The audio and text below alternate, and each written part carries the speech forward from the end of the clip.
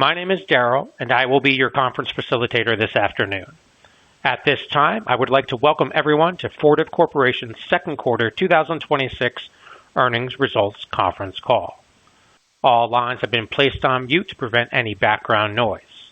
After the speaker's remarks, there will be a question and answer session.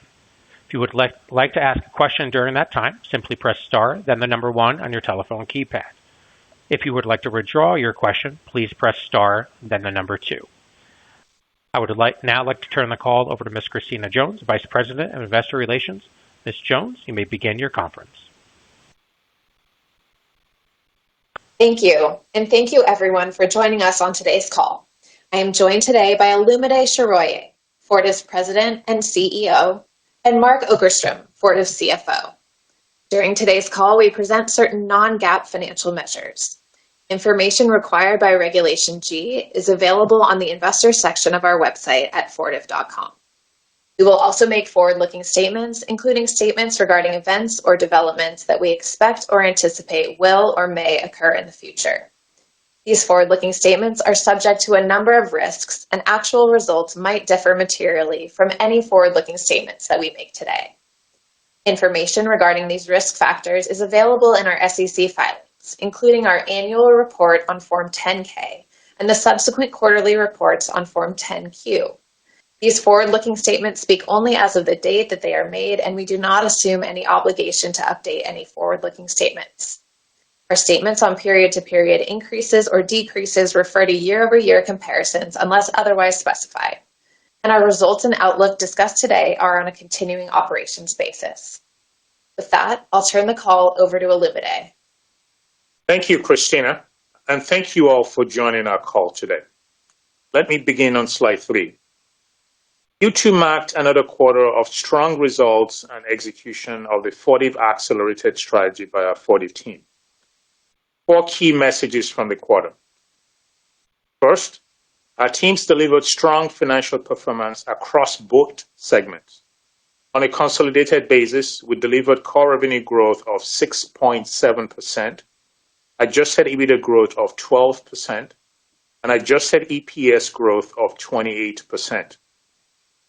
Importantly, our results reflect continued progress on our objective of driving faster, profitable organic growth powered by our Fortive Business System amplified. Second, we remain disciplined in our capital allocation approach with relentless focus on optimizing shareholder returns over the medium to long term.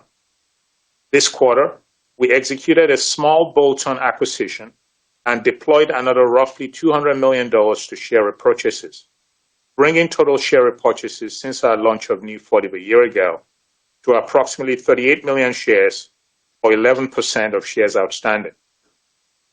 Third, we continued to execute our Fortive Accelerated strategy, and we are pleased to see evidence that our investments in innovation, commercial and recurring customer value are contributing to accelerating growth, margin expansion, and earnings performance, reinforcing our confidence in our medium-term financial framework and value creation opportunity. Finally, we are raising our full year 2026 adjusted EPS guidance to $2.95 to $3.05, reflecting our solid first half performance and our confidence in the trajectory of the business. Moving to slide 4, let me highlight some of the progress we are making in executing the 3 pillars of our Fortive Accelerated strategy. Starting with the first pillar, delivering faster, profitable organic growth. Overall, we remain encouraged by the progress we're seeing across innovation, commercial and recurring customer value, all of which are building the foundation for durable, faster organic growth. This quarter, our accelerating innovation velocity again translated into faster growth. At Fluke, our innovation funnel is steadily expanding, with new product introductions tightly aligned to strategic growth areas such as data centers, defense, and early in-career technicians.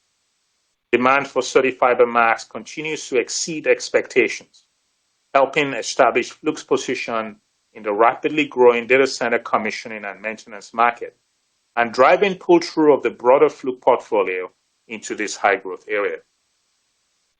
In facilities and asset lifecycle solutions, we are expanding our AI-enabled predictive maintenance portfolio, our service channel, and Accruent, including tools that help field service technicians diagnose and fix issues more accurately in the field. At Gordian, our Flash AI solution launched in Q1 is now in production across many of our strategic accounts and running well above plan, cutting construction cost estimating time from days to minutes and creating measurable value for customers and for Gordian.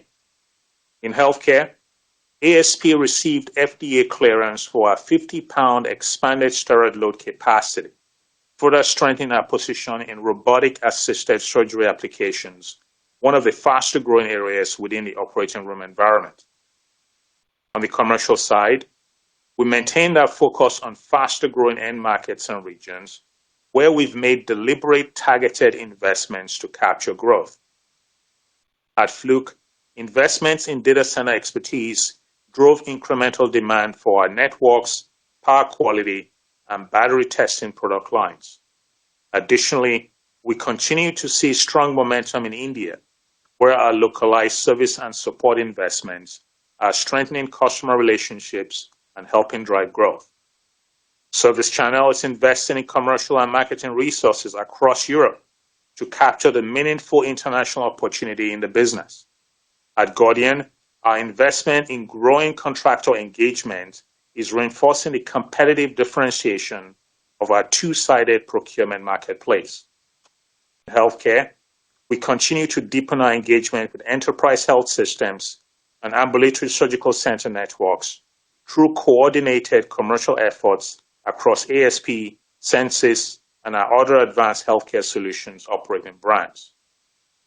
On our recurring customer value initiatives, we made further progress on deepening customer lifecycle engagement and improving revenue durability. In Q2, recurring revenue growth remained strong across both segments. At Fluke, recurring revenue growth was driven by strong performance in services and software offerings, and early customer feedback on AI-enabled capabilities recently introduced within Fluke's eMain platform has been very encouraging. ASP consumables and services had another quarter of strong growth, with solid growth contributions from every major region. Moving to the second pillar, disciplined capital allocation is an integral component of our Fortive Accelerated strategy. Consistent with our priorities, we deployed another roughly $200 million to share repurchases in Q2. Since the spin-off, we have deployed nearly $2 billion to share repurchases, representing 38 million shares, or approximately 11% of diluted shares outstanding. Our revamped bolt-on M&A engine and team is now in place, and we are continually evaluating opportunities for high-quality, accretive bolt-on acquisitions that meet our rigorous strategic and financial criteria. This quarter, we completed the acquisition of a majority stake in UV Smart, an innovative company whose complementary UVC high-level disinfection technology expands ASP's portfolio and enables more efficient disinfection of specialized instruments. Looking forward, our capital allocation priorities remain clear. Invest in organic growth, pursue bolt-on M&A where risk-adjusted returns exceed other uses of capital, return capital through share repurchases, and maintain a modest growing dividend, all with a focus on best relative returns and maximizing medium to long-term shareholder value. Moving to our final pillar, building and maintaining investor trust. We are pleased to deliver strong performance ahead of expectations for a fourth consecutive quarter as New Fortive. We remain laser-focused on executing against our 2026 financial and strategic plan and continue to have strong confidence in our medium-term financial framework that we shared at our last Investor Day. With that, I'll turn it over to Mark to walk through our financial results for the second quarter in more detail. Thanks, Olumide. I'll begin with slide 5. In the second quarter, we delivered total revenue of nearly $1.1 billion, up almost 8% year over year on a reported basis, and up 6.7% on a core basis. We were pleased to see price and volume growth again in both segments, with results driven by healthy customer demand and strong commercial and operational execution across the portfolio. Software-related revenue remained a meaningful contributor to growth in the quarter, reflecting the underlying strength of our businesses and robust customer demand for our increasingly AI-driven new product releases. Regarding core growth by geography, North America saw a modest sequential acceleration in Q2 and continues to be our strongest performing region. Revenue in the Europe, Middle East, and Africa region declined modestly due to macroeconomic uncertainty associated with heightened geopolitical tensions and continued economic softness across the region. Pressure in EMEA was more than offset by year-over-year growth and sequential acceleration in APAC and LATAM, driven by strong demand for professional instrumentation and healthcare consumables. Adjusted gross margin was 63% in the quarter, down approximately 100 basis points year over year. Adjusted gross margin performance was primarily driven by product mix dynamics resulting from outsized growth in certain lower margin products, partially offset by operating leverage. Note that tariffs had a minimal impact this quarter, as the prior year Q2 also reflected tariff-related costs for most of the period. Q2 adjusted EBITDA was $323 million, up 12% year over year. This strong performance was driven by adjusted gross profit growth, operating leverage, and discrete structural cost savings, partially offset by growth investments to support our Fortive accelerated strategy. Adjusted EBITDA margin in the quarter expanded by approximately 110 basis points year over year to 29.5%. We delivered adjusted earnings per share of 74 cents in Q2, up over 28% year over year, marking our fourth consecutive quarter of double-digit adjusted EPS growth. Strong adjusted EPS performance in Q2 was driven by growth in adjusted EBITDA and the positive year-over-year impact of share repurchases. We generated roughly $270 million of free cash flow in the second quarter, with our trailing 12-month free cash flow topping $1 billion, with conversion on net income well north of 100%. Please note that during the quarter, we recognized a $4.5 million IEEPA tariff refund benefit in GAAP earnings. We expect another roughly $20 to $25 million of tariff refunds in the coming quarters. To help investors more easily compare results across periods, we exclude the impact of IEEPA tariff refunds from our adjusted metrics and expect to continue doing so going forward, for the cash benefit is very real and will be deployed using our disciplined capital allocation framework. Moving to our segment results, starting with Intelligent Operating Solutions on slide 6. Revenue for the segment grew about 9% on a reported basis, with core revenue growth of 7.4%, and we are pleased to see broad momentum continue across the segment. Core growth was driven by both price and volume, reflecting solid performance across professional instrumentation, facility and asset lifecycle solutions, and gas detection products. At Fluke, order volume remained strong, with order growth modestly outpacing revenue growth during the quarter. Customer demand continues to be robust across our industry-leading portfolio and across a broad set of geographies. Our Fluke team executed with discipline across the board, while increasing investments aimed at further tapping into key high-growth end markets, including data centers and defense. North America remained our strongest growth driver, with broad-based contributions across product lines. While performance in Europe was affected by macroeconomic uncertainty, this was more than offset by strong growth in APAC and LATAM, where increased commercial investments in strategic growth markets are yielding promising early results. Growth in facilities and asset lifecycle solutions was strong again in Q2, led by strong performance in multi-site facility maintenance and marketplace software in North America. We continue to see evidence that our commercial and innovation investments are driving increased demand for our increasingly AI-enhanced products. Our gas detection business is growing nicely, buoyed by strong demand for our hardware-as-a-service product line in North America, the Middle East, and in Latin America. Adjusted gross margin in the segment was just over 65%, down about 100 basis points year over year, primarily due to strong growth for some of our lower margin products serving multi-site retail customers, partially offset by operating leverage. Q2 adjusted EBITDA in the segment grew 12% to $264 million, driven by adjusted gross profit growth, operating leverage, and discrete structural cost savings, partially offset by growth investments. Adjusted EBITDA margin for Q2 expanded by about 100 basis points year over year to just under 35%, Moving to our Advanced Healthcare Solutions segment on slide 7, we delivered total revenue of nearly $340 million. Revenue grew 6% year-over-year and 5.3% on a core basis. Q2 growth was driven by solid demand for healthcare consumables, services, and software in Latin America, APAC, and North America. Our software products in the segment continued to deliver strong growth driven by effective execution and strong provider demand for our gastrointestinal case documentation solution. Low-temperature sterilization capital demand improved modestly again in Q2 and contributed to growth. Adjusted gross margin in the segment was roughly 58%, down about 110 basis points year-over-year, reflecting product mix dynamics and strategic growth investments, partially offset by operating leverage. Q2 adjusted EBITDA in the segment was $88 million, up approximately 3% year-over-year, driven by adjusted gross profit growth, operating leverage, and discrete structural cost savings, partially offset by growth investments.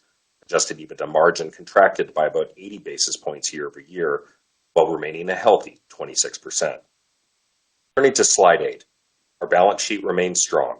We finished the quarter at 2.7 times gross debt to adjusted EBITDA, modestly delevering from last quarter.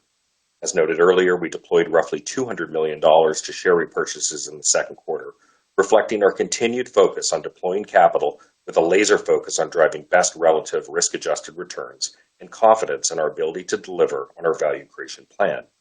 As a result, we had approximately 307 million diluted shares outstanding at the end of Q2. In terms of M&A, we completed the acquisition of a majority stake in UV Smart towards the end of Q2, and the execution of our value creation plans for the 2 small bolt-on acquisitions we completed in Q4 of last year are both going according to plan.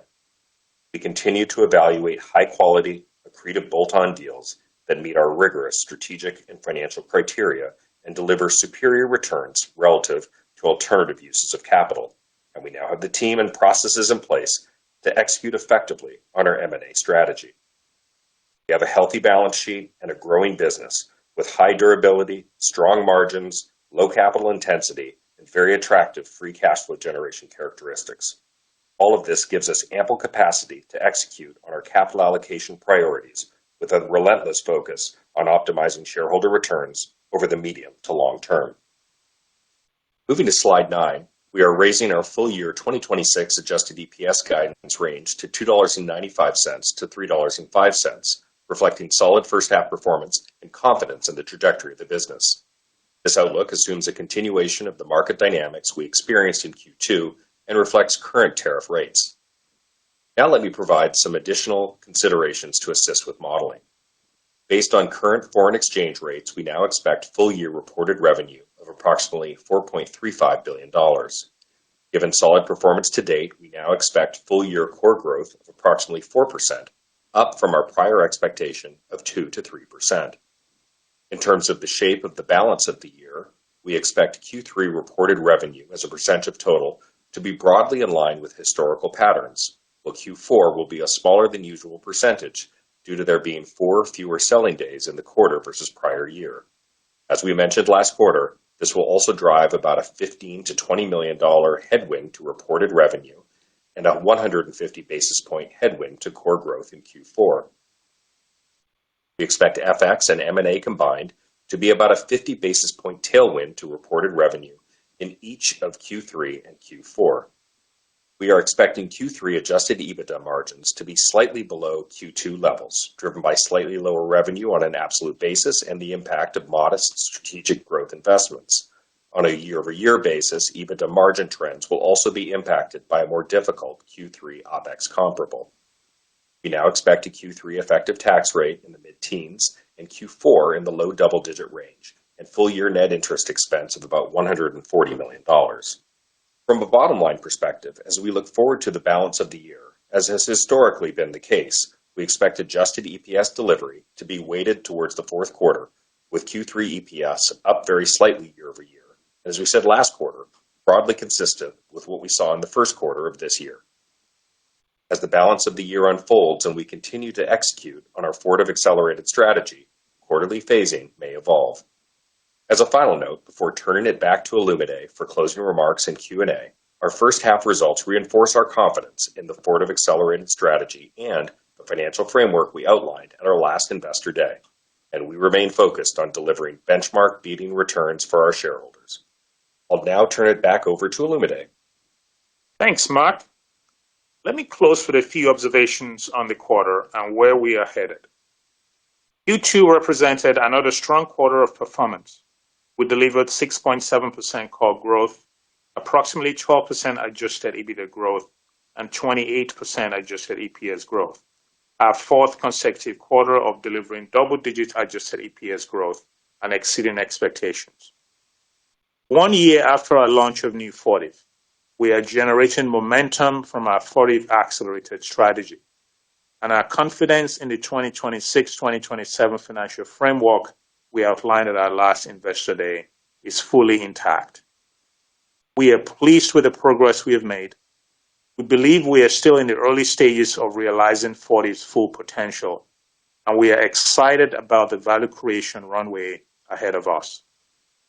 I want to thank our customers for placing their trust in us every day, and all our Fortive team members around the world for their commitment to our shared purpose of innovating essential technologies to keep our world safe and productive. With that, I'll turn it back to Christina to open the call for questions. Thanks, Olumide. That concludes our prepared remarks. We are now ready for questions. Thank you. We'll now be conducting a question and answer session. If you would like to ask a question, please press star one on your telephone keypad. A confirmation tone will indicate your line is in the question queue. You may press star two to remove your question from the queue. For participants using speaker equipment, it may be necessary to pick up your handset before pressing the star keys. One moment, please, while we poll for your questions.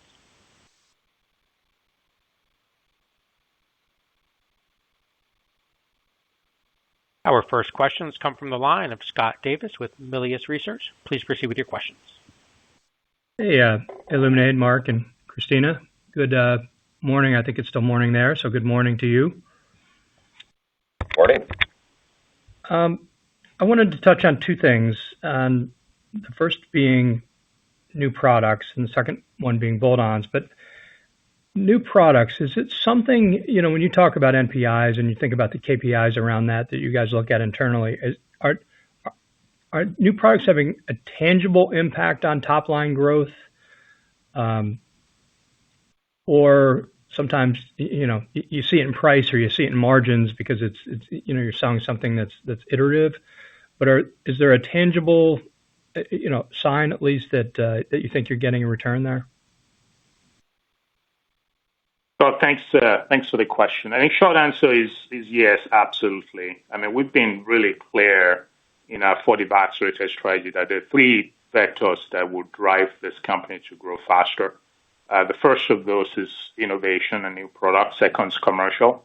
And the third is recurring customer value, which means we do more for the 100,000 customers we have that trust us every day. And what we've seen really is from a product innovation point of view, all 10 of our brands have really been introducing products and have a funnel of new products that's deeper and richer than they've ever had.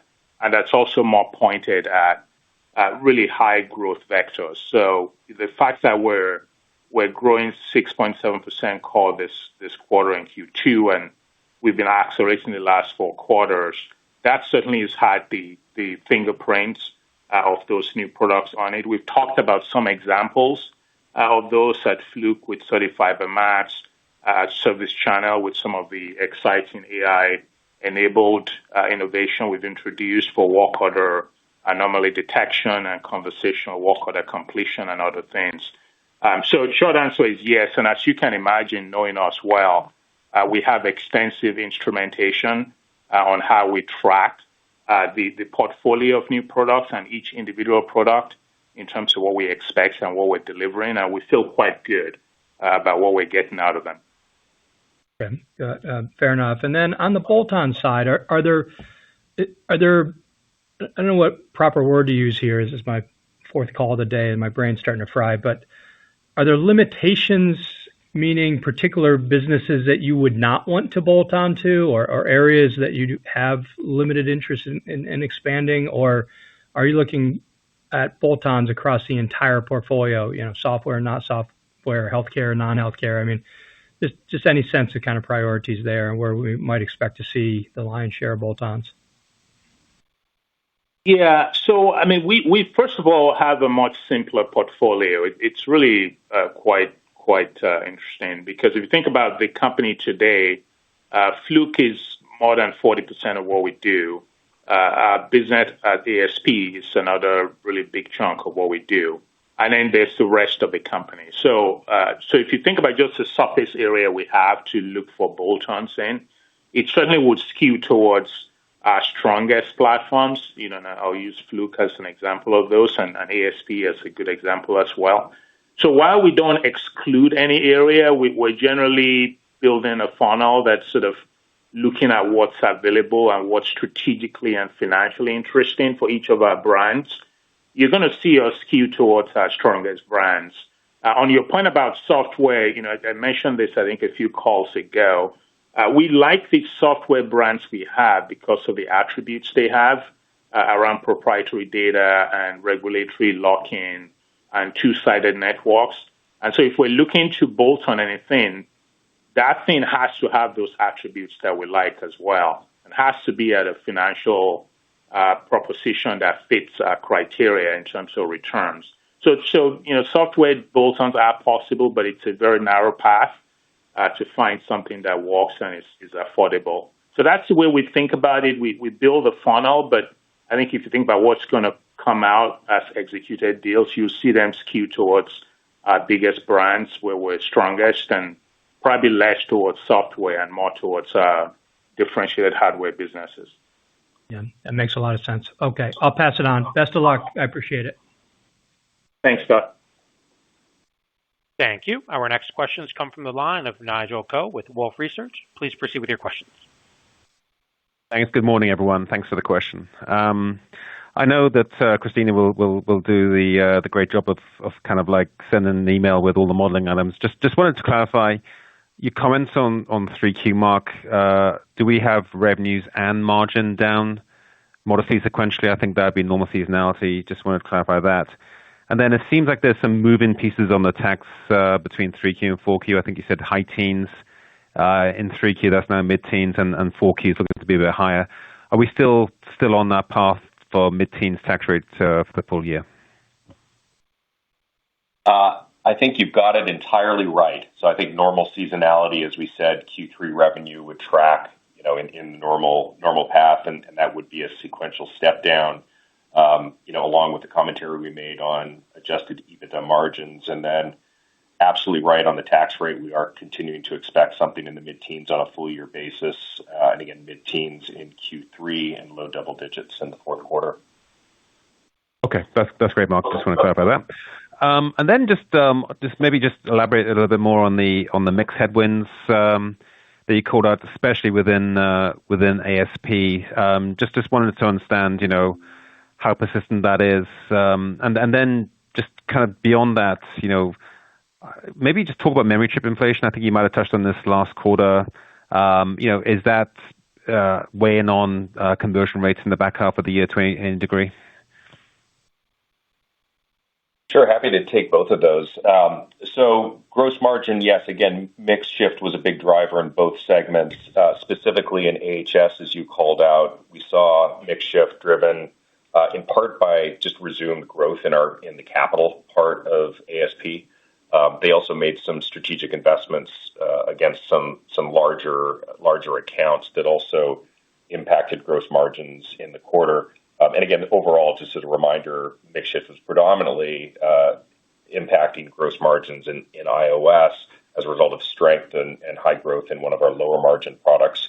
It's a strategic product in service channels, particularly. With respect to inflation generally and memory chips, I'd say FBS is incredibly good at offsetting these, and we certainly had, price cost was positive for us in the quarter. On the margin, there are projects that the teams are working on to make sure that we have multiple sources for things as some things like, rare earths and memory chips become harder to come by. It's not a material factor that you would notice in our results at this point in terms of converting orders and backlog to revenue. But it is something that we're actively working to countermeasure. Okay, thanks, Mark. I also want to say props for adjusting out the tariff benefits. Makes life a lot easier. Thanks a lot. Thank you. That's our goal. Make your life easier. Thank you. Our next questions come from the line of Deane Dray with RBC Capital Markets. Please proceed with your questions. Thank you. Good day, everyone. Good day. Hey, Illuminate, I really was interested in your prepared remarks today where you walk through all of the different new AI products in your software offerings. And this is, as far as we're concerned, really important proof points on the AI as an asset, not a threat debate. And could you just step back and kind of give us a sense of where is Fortive in the rollout of these AI features? Is there any way that you can size the investment that you've made, and then even probably harder, how you measure enhanced functionality and benefits and so forth? But just further color on this would be really important to hear. Yeah, Dan, thanks for the question. So just maybe the context on this is for us, we started with an AI Center of Excellence 7 years ago before generative AI made it more fashionable. And so we, at some level for an industrial healthcare technology company, we've been ahead of the curve quite a bit with some of the top companies as partners over several years. So that really gave us a head start. And what we've done across our 6 software brands is we've been able to very quickly figure out the best use cases for AI, like real use cases that deliver measurable returns for customers, i.e., we save them millions of dollars. We help them improve outputs in measurable ways. And our teams have done a terrific job of really deploying those very quickly across our brands. And we've talked about some examples of those. I'll say to you that it's been really terrific to see the adoption of those. We refer to the eMaint example in the prepared remarks this time, but every single month we have another one of those AI-enabled stories on our software platforms that are great. So we're well into it at this point. We're seeing customers adopting it. We're capturing value in terms of returns, to your point, in multiple ways. In some cases, it's an explicit additional sale that a customer pays for. And in some cases, those are outcome-based. In some cases, it's a pass-through of the token cost plus a markup. In some cases, it helps kind of our overall NDR on the account and just deepens our presence with the customer. As you can imagine with FBS, we've got deep instrumentation and how we track the returns on each of this.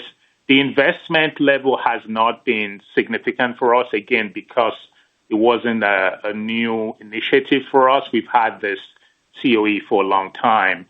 We've been able to scale it by adding capacity in India and making sure that the partnerships we had give us good pricing in terms of any additional tools that we were using. So overall, it's been a great story for us. You know, the fact that our software businesses continue to do really well is not exactly separate from how well we've been able to leverage AI. We feel good about the setup. Great. And then just as a follow-up, and I'll keep this one a bit more direct, can you give us an update on Fluke? We're always interested in the sell-in versus sell-through, inventory in the channel, so forth.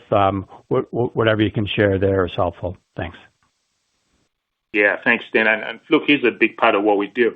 I mean, Fluke had another just terrific quarter in terms of performance. And it was broad-based strength really across product lines and across both volume and price, which was great to see. So we're gaining share, we're capturing price. From a regional perspective, North America remained our strongest growth driver with sustained strong POS in terms of sell-through. We've talked about that now for several quarters, and the strength continues. Europe was affected by some of the macroeconomic uncertainty, but really it was more a few channel customers that deferred purchases. If you look at the POS in Europe, it was actually the best we had seen in 6 quarters.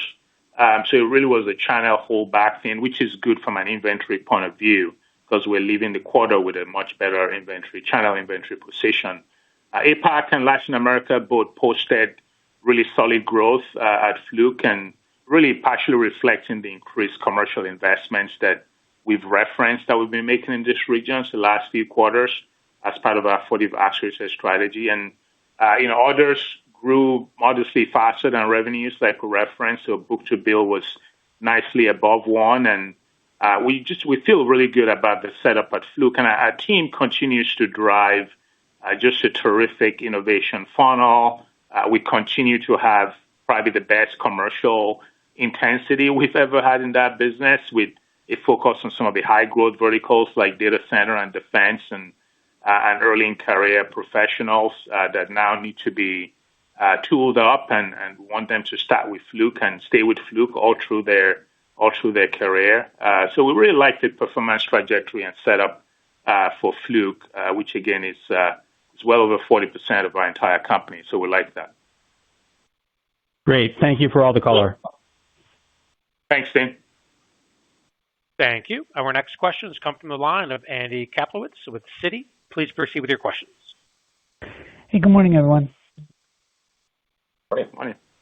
Olumide or Mark, AHS growth continued to be solid in Q2, but maybe you could talk about what's going on between consumables, where growth seems to be strong, and capital equipment, where you said growth has been maybe a little more modest. Are you still being slowed down at all by tight hospital CapEx budgets? Are they starting to get better? What's the outlook there?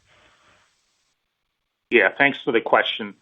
We're really happy with what we saw in the AHS segment overall, frankly, and in ASV especially. And we really see it as an opportunity to reach environments as we dig more into those businesses. There's just a lot of exciting initiatives that can deliver sustainable growth, profitable growth for years to come. So we've really liked what we're seeing there. In terms of Q2, the strength was broad-based. To your point, in ASP, the consumables and services business grew in every major region, with particular strength in APAC and Latin America, which was great to see. But every region grew on consumable and services. To your point on the capital business, we've talked about the hospital budget pressure now for several pressures. There's still some of that, but it's continued to improve. And that capital business returned to growth this quarter, which was great to see. And the commercial pipeline remains strong and very healthy. And then the software parts of the segment continue to deliver strong growth led by Provation and our SaaS sales in North America. So it was a great quarter because the strength was really broad-based and across regions and components of what we do for customers. Very helpful. And then I think last quarter, Olumide, you said that valve-related growth was accretive to the segment. Is that still the case? And then I think you said service channel has led growth for you in FAL. But could you clarify what you're seeing, between service channel, Gordian, and Accruent? Yeah. So again, great quarter for the FAL platform overall. It was led by service channel, which continues to benefit from the robust demand in multi-site facility maintenance solutions and marketplace software. But every part of the FAL portfolio performed really well. Gordian, for example, had a solid quarter. As you know, Q2 is an important one for them for some of the state and local government year-end. And it was a solid quarter for Gordian, so we like that. And Accruent continues on its improvement trajectory as well, which led us to an outcome where FAL delivered really strong growth, as did every other piece of the iOS segment. Frankly, we've talked about Fluke and the gas detection piece as well. So a good quarter for our team there. Appreciate all the color. Thanks. Thank you. Our next questions come from the line of Chris Snyder with Morgan Stanley. Please proceed with your questions. Thank you. I wanted to ask about back half margins, and I understand that corporate is a headwind to the overall Fortive margin into the back half, but it seems like if my math is right, it seems like you guys are calling for the segments to be maybe flat to down on margins into the back half. So I guess, is that right? What are the drivers of that? Is that just, investment coming through? Is there gross margin? Does that remain down in the back half? Just any kind of color on the segment margins? Thank you. Yeah, happy to provide a little bit more color, Chris. I think, first of all, we continue to operate the business in accordance with the 50 to 100 basis point EBITDA margin expansion framework, on an annualized basis. And, I would expect that for this year. And again, it's part of the framework, so we'll run it through next year as well. There's a lot of puts and takes in terms of just what's happening quarter by quarter this year. We talked about in Q3, particularly, some EBITDA margin pressure. Part of that's driven by a tougher comp from Q3 of last year. And then we also continue to see some of the mix shift dynamics on a gross margin basis, across both segments as we look through the third quarter as well. Q3 also is just a smaller quarter from a revenue perspective. So that just on an OpEx base, when we have, again, small tactical incremental investments like we do, that puts pressure on the margin as well. On a corporate cost basis, I would continue to think about corporate costs in the $26 to $27 million zone per quarter. There was a little bit of a step up this quarter just due to some mark-to-market of some incentive compensation matters. And I think as you look through Q4, again, you've got the smaller selling days, four less selling days that creates an interesting dynamic. But you should see a better actually margin outlook in the fourth quarter compared to the third quarter. Thank you for that. It makes sense. And then I wanted to follow up on Fluke. You guys have been talking, I think, for a couple of quarters now about some data center opportunities there. And I guess kind of my question is there something new happening in data center? Because we didn't really kind of associate that vertical that much. We didn't hear a lot about that opportunity in Fluke, going back a year or two. And of course, data center has been strong for a long time. So is anything specifically happening? I'm hearing about some maybe Fluke opportunities within fiber specifically as that comes to market. So I don't know, is it new innovation, new product? Why is that seems like it's coming through a little sharper now in the first half of 2026? Thank you. Yeah, no, thanks for the question. I think the beauty of Fluke is the kind of the durability that comes from the fact that we play in so many different sort of end users. So data center have always been a part of what we did at Fluke, but it's one of many, many growth drivers for us within Fluke. So it's not, Fluke's not a data center company. It's just one of many things that we do. And Fluke already participates in the tool belt for data centers with a wide range of products from power quality monitoring to high voltage diagnostics and, to your point, high density fiber testing, electric ground fault detection. So we've always provided a lot of tools that have been used mostly, frankly, in the commissioning, but as well as operations and maintenance of data centers. What is new is that as part of all the things our team at Fluke's doing to drive innovation, they've actually pointed some exciting new products towards the data center use case that's become a pull-through for everything else we already do. And so we've talked about the CertiFiber Max example, which, to your point on fiber testing, that's for testing kind of cables that have 32 fibers in them. And this tool essentially helps the certification process to go a lot faster than the existing tool set that these technicians use. And as you know, one of the key things right now is everyone trying to get their data center up as quickly as they can. So these tools come in at a time that addresses a really unique need. And so what the team's then done is taking, the demand for CertiFiber Max is way above our plan, and it's now pulling through other things that we've always done for data centers at Fluke. So it's really a good example of how our team can pivot when there's momentum in a particular market. That's one of many that we play in. And, we've seen just incredible growth in the products at Fluke that are relevant and aimed towards data centers within our overall mix. So that's the way to think about it. It's not, we wouldn't say data center is a new thing for us at Fluke, but we've certainly been able to leverage our existing strength plus innovation plus obviously the momentum in that space to benefit from that. And, the growth we're seeing at Fluke is quite exceptional, and it's not completely unrelated to how we've tapped into that velocity in the end market at data center. No, yeah, great to see all of that coming together and driving nice organic growth. Thank you. Thanks. Thank you. Our next questions come from the line of Andrew Buscaglia with BNP Paribas. Please proceed with your question. Hey, good morning, everyone. Morning. I just wanted to touch on some of the comments you made and as it pertains to recurring revenue. And the thought I had is if manufacturing complexity is increasing in some of these areas like semis and aerospace, life sciences. You guys, kind of discussed those as faster growing.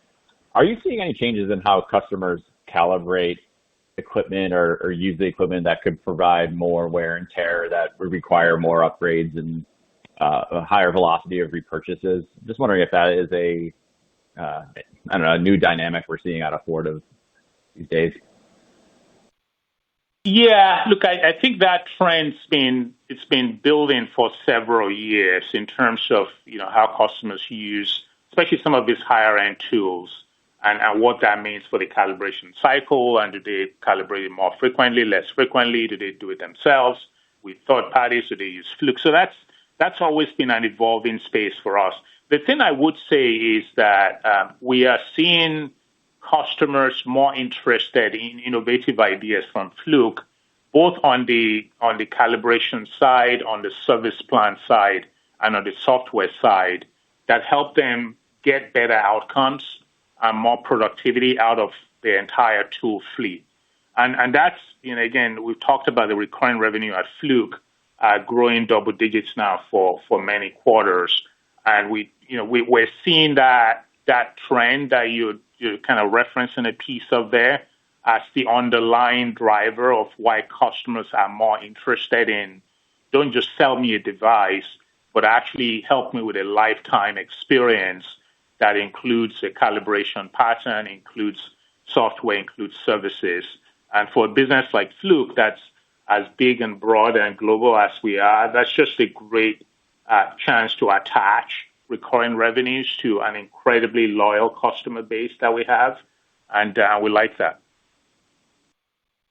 Yeah, that's interesting. I guess as a follow-up, I think, how does that inform where you go with your, these growth investments you talk about and/or M&A, and that, like some would argue that the hardware and the instruments are becoming more important, but you are you could arguably see more interest in your software and the software applications you provide, and then the ability to help your customers optimize all these assets. I'm wondering where do you think is the more interesting place to go that sets you up for the next 5 years of growth? Yeah, well, the way we think about it is we kind of go where we have the strength and the right to win. So, for example, in this question you're asking, the way we'll think about it is, well, if you think about our business at Fluke, it is a business that has an incredible footprint of hardware, and then we have some services and we have some software. And so if we see a piece of software that can attach to our extensive footprint of hardware, and we think we can deploy it to half our hardware footprint, that will be interesting because nobody else can do that with our software asset. If we see a piece of hardware that is aimed towards a really attractive end market and it's differentiated, we will be really interested in that because it extends our install base. And so we really think about it in terms of not just whether it's hardware or software or services, but is it something that fits with our strength? And is it something where we have a real commercial plan to scale it in a way nobody else can? I think what you would find is, given our footprint is over 70% differentiated hardware and maybe just about 20% real software, and a little bit that's a mix of data and integrated services, that we're going to skew towards hardware in the M&A that we do. But any software we do will have that kind of advantage to our natural strengths. Okay. Very interesting. Thank you.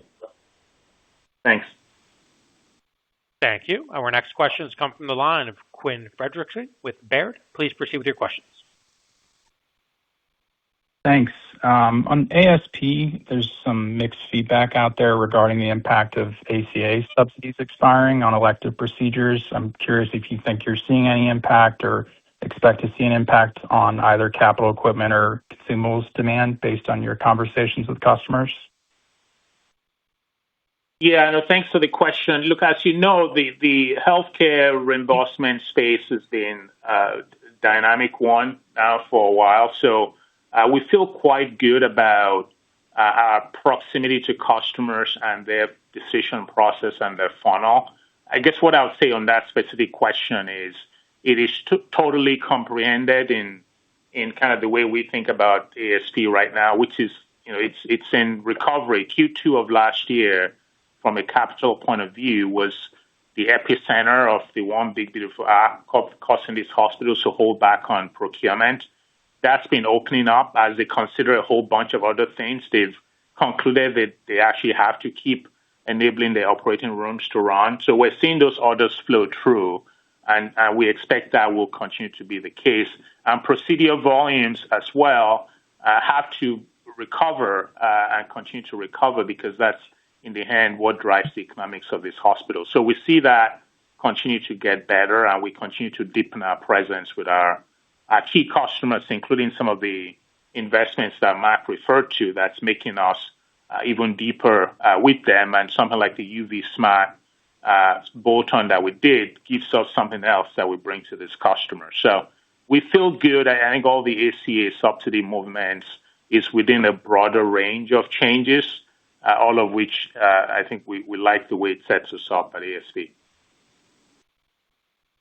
Thanks. And on the FDA clearance you mentioned you received in the quarter, can you just expand on what that means for you? Is this enabling you to go after new robotic surgery OEMs or just any color you can share? Yeah, so this is really for our main sort of low temperature sterilization capsule equipment that's called Sterid. And the approval we got is to be able to run things more than up to 50 pounds through the chamber in these machines. And so what that does is for a lot of our customers, most of the robotic equipment that they need to sterilize generally needs something that can handle that weight range. So now we have an addressable market in terms of this equipment for robotic surgery that's bigger than we had before. And so what that means is, customers that were maybe saying, well, if you had that, we'll be interested. We now have a compelling offer for them. So we're excited about it. Our team's out there. It's going to show up as increased win rates and expansion in our funnel and better growth in the business. That's helpful. Thank you. Thanks. Thank you. Our next questions come from the line of Jamie Cook with Truist Securities. Please proceed with your questions. Hi, good morning. I guess just two questions. Just on the guidance, Mark, it looks like just putting everything together, like the EBITDA margin expansion this year should probably be more like, I think, at the lower end of 50 basis points. I just want to confirm that. And I guess my longer term question is understanding we're making some investments in particular in AHS, and sounds like those investments, or might be going into, it sounds like lower margin, product lines, et cetera. I'm just wondering, when we start to see the payoffs of that and just sort of the setup for 2027 on margins, you know what I mean? Just given the margins, where margins are coming out this year on what I would argue probably better than you expected, core organic growth. Thank you. We're happy to tackle those. I think I'd just start by saying that we're very happy with the margins of the business. Gross margin 63%. I think that's a pretty good indicator of the strength of the brand's differentiated products, FBS's ability to drive down manufacturing costs, and I think it's a good indication of what we would expect for a full year basis. And I think EBITDA margins in around 30% that we saw in the quarter. Again, good strong cost discipline while reinvesting in the quarter, and I think that's a good range to be in for a full year. We do continue to expect to operate within that 50 to 100 basis point range, and we're going to continue to do that, through the for 2026, and we expect to do that in 2027 as well. The investments that we're making, I wouldn't necessarily assume they're going into lower margin products. I think we saw in the second quarter particular strength from lower margin products due to strong customer demand. We saw that at ASP. We saw that in the iOS segment as well. But, a number of the products that we're launching, including the Certified Max, for example, which is a highly differentiated product, have, very strong margins and margins, at or better than the fleet. And as we look around at innovation just generally, we're going to innovate on products that have those similar characteristics, just strong innovation, which is in high demand from our customers and that command premium prices. And then, as is the case always with Fortive and FBS, over time, margins just generally improve because we continue to find ways to drive costs out of manufacturing overall. So we feel good about the margin trajectory of the business, both gross margins and EBITDA, and we're going to continue to drive price through innovation. We're going to continue to drive, commercial acceleration and recurring customer value, all in line with the Fortive Accelerated strategy. Thank you. You're welcome. Thank you. Our next questions come from the line of Chigusa Katoku with JPMorgan. Please proceed with your questions. Hi, good afternoon. Thanks for taking my question. Just following up on the margins, I also think that I also see you trending maybe towards the lower end for this year. Just if you could give a little bit more color on why you could do more in the range of 50 to 100 in 2027. I think Roper talked about some margin pressures as they're making investments in AI, but are you seeing any of those? Yeah, I would just remind you that the 50 to 100 basis points is something that we have control over. We use it as a framework to guide our investment frameworks. We're investing, very tactically against high return initiatives, across the three pillars of the accelerate organic growth pillar of the Fortive Accelerated strategy. We have seen, 4 quarters of sequential growth acceleration.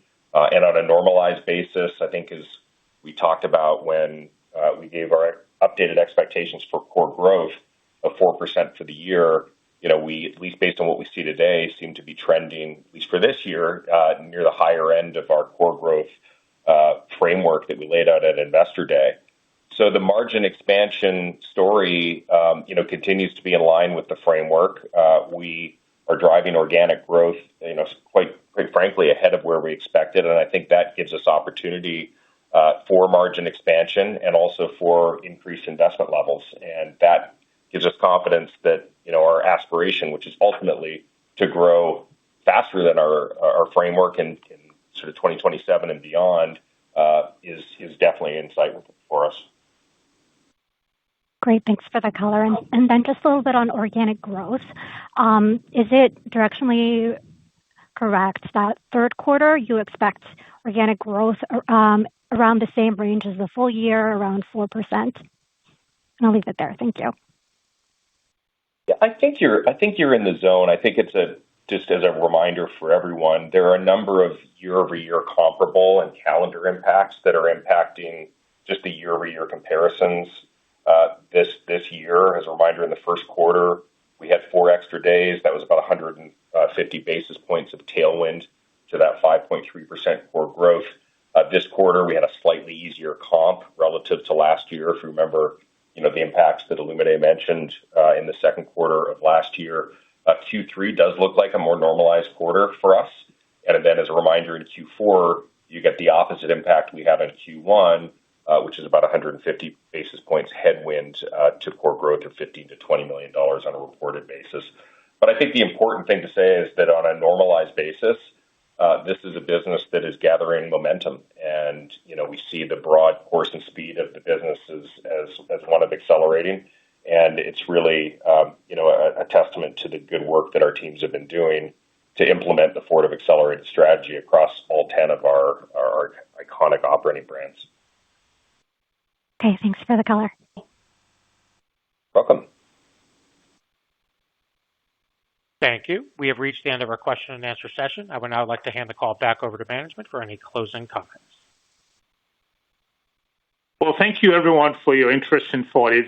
We are excited about the acceleration in our business over the last year. Our entire organization is aligned and energized about Fortive Access strategy and our Fortive Business System that's enabling us to execute that. And we're laser focused on delivering a strong 2026 and setting the foundation for an even stronger performance and shareholder value creation in the years ahead. And thank you for joining us today, and we look forward to speaking with you next quarter. Have a great day. Thank you so much, ladies and gentlemen. This does now conclude today's teleconference. We appreciate your participation. You may disconnect your lines at this time. Enjoy the rest of your day.